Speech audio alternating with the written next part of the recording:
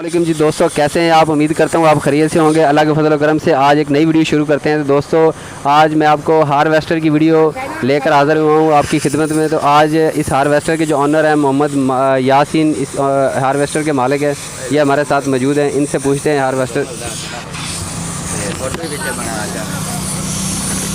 ये दोस्तों इनका कार्ड है मोहम्मद यासीन तबस्सुम 786 असद एग्रो 23 KB। ये कबूला शहर के रहती हैं जी।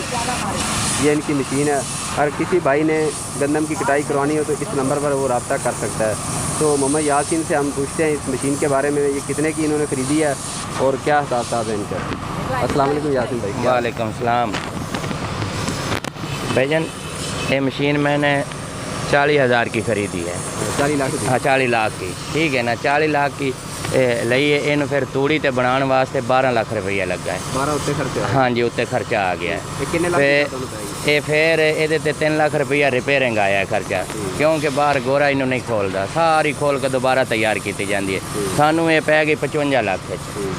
हुण ये तूड़ी भी नाल बना दी है, कणक की कटाई भी कर दी है, सब यकमुश्त काम एक दफ़ा कर दी है। हाँ जी, एदा कमो बेश 1 किले ते खर्चा आ जाता है तकरीबन 20 तो 25 लीटर। 1 घंटे 1 एकड़ कट लेंदी है। 1 किले की कितनी फीस लगे? तकरीबन 11,000 12,000 11,000 12,000। हाँ तकरीबन इन्नी। किसी ने कोल 11 ले लिया, किसी को 12 ले लिया। तो ये साढ़े कबूले की ईजाद है। हाँ जी, ये कबूले ची सारी कबूले की ईजाद है, कबूले ची ईजाद की गई है। हाँ पहले ये रेडिएटर साफ हो रहा है। ये जिमें एक इंसान साह लेंदा है ना, वो निस्बत रेडिएटर है। ये हूँ गट्टा पै गया, हूँ बलोर नाल हवा मार के साफ करते पे, साफ करके फिर ताज़ा हो जाना है। बस माड़ी मोटी ज़्यादा ये मशीन चलती होंगी बेल्टां ते, बेल्टां दा या बैरंग, बेल्ट ते बैरंग ये मेन मसला होंदा है। बस होर कोई खास कोई नहीं होंदा। अगर कोई दोस्त मशीन खरीदना चाहता सैकंड हैंड तुसीं लैके दे सकते हो? हाँ क्यों नहीं, साढ़े मरले चौक जावन उत्ते शोरूम है। फोन नंबर जो थोड़ा उत्ते लिखा है? हाँ जी रेगुलर पक्का ये नंबर चलता है। हाँ जी। एक टायर की कीमत कितनी है? फ्रंट वाला टायर बता? ये इंडिया का पावी है तो तकरीबन लाख रुपए का एक टायर। हाँ जी, अगर पाकिस्तानी पावी है तो जोड़ा है 1,40,000 का। हाँ जी, फ्रंट वाला छोटा टायर है। हाँ जी, ये टायर 65 से 70,000 का जोड़ा है। ये पिछला जरा मैं थोड़े दिन हो गए लिया तो राती एक टायर फट गया जिसकी वजह से हो गया। बैटरी एक ही रखी है? हाँ जी, बैटरी एक ही 27 प्लेट है। ऊपर बड़ा फिल्टर लगे ये नहीं एयर कलीनर है। एयर कलीनर डबल लगे हुए हैं। एक आयल वाला लगा हुआ है जो पहले चलता सी, नाल जैनियन आया हुआ है। ये पहले का ये जो एक खुश्क लाया हुआ है, डबल किया हुआ है।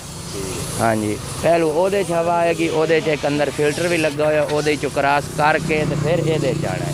ये हवा फिर अगर इंजन फिर इंजन हवा जानी है। शीशे वाला केबन नहीं है सर? कैबन मशीन नाल कैबन आया नहीं, पिछू नहीं आया? नहीं आया। हाँ जी, बरसदाई है ना तो कैबन नहीं आया। गंदम कितनी स्टोर कर लेंगे? तकरीबन 90 तो 95 मन कणक ये स्टोर होंगी है, तो 25 तो 30 मन तूड़ी स्टोर होंगी है। हाँ जी, ये हूँ इतों ये जैक लगे हुए हैं।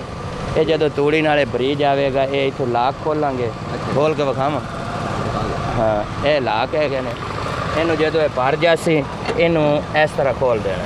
ये जो खुल गया उधर लीवर मारेंगे, यह जैक खुल जैक खोल के तो एडी इंज हो जाएगी, सारी तूड़ी थले आ जाएगी। तूड़ी निकल गई फिर हट के इनू असी में बंद करांगे, बंद करके तो फिर अगे निकल जाएगी। ये आर्टिशन सारी कबूले दी है। सारे? हाँ जी हाँ जी हाँ जी, मुकम्मल कबूले जो मिल जाता है। इनका कारीगर मिस्त्री है हाजी अनवार साहब, कबूला शरीफ, शेखुपुर चौक बाईपास। हाँ जी, उन्होंने को बनवाई। दोस्तों अगर आपको हमारी ये वीडियो अच्छी लगे तो इसे लाइक करें, शेयर करें और हमारे चैनल को भी सब्सक्राइब कर दें। थैंक यू, अल्लाह हाफिज़।